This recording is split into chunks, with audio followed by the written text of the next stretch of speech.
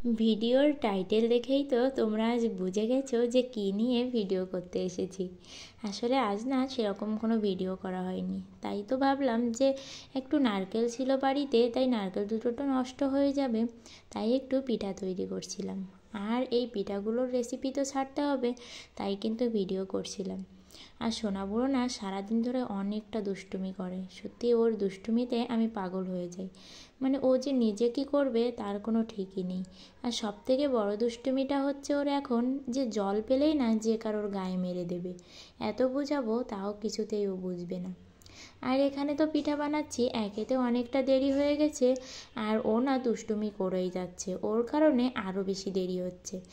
আর তাই আমি এখানে ভিডিও করছি, আর ও ওদিকে করেছে কি, জল ঢালতে গিয়েছিল। আসলে আমারও একটু বোঝার ভুল ছিল, ও না জল ফেলতে যায়নি, ও ব্যাস জগ থেকে জলটা ঢেলে খেতে গিয়ে জগ থেকে জলটা পড়ে গিয়েছে। আর আমি হুট করে ভেবেছি যে ও ইচ্ছে করেই জলটা ফেলে দিয়েছে, আর সোনা বুড়োকে না এর কারণে আমি মেরেছি। সত্যি মানে এতটা রাগ হয়ে গেছে যে ওরে এতদিন ধরে বোঝাচ্ছি, ও কিছুতেই বুঝতে পারছে না, তাই ওকে মার দিয়েছি। আসলে ভুলটা আমারই ছিল। আর ওকে না যেই না মেরেছি, তার একটু বাদেই আমি তেজপাতা খুঁজতে গিয়ে একটা ব্লেড ছিল, আর সেই ব্লেডে না আমার হাতটা অনেকটা কেটে গিয়েছে।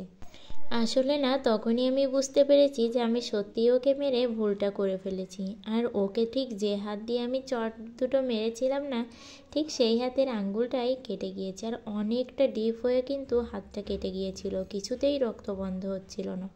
বরফ দিয়েছিলাম, হলুদ দিয়েছিলাম, কিছুতেই রক্তটা বন্ধ করতে পারছিলাম না।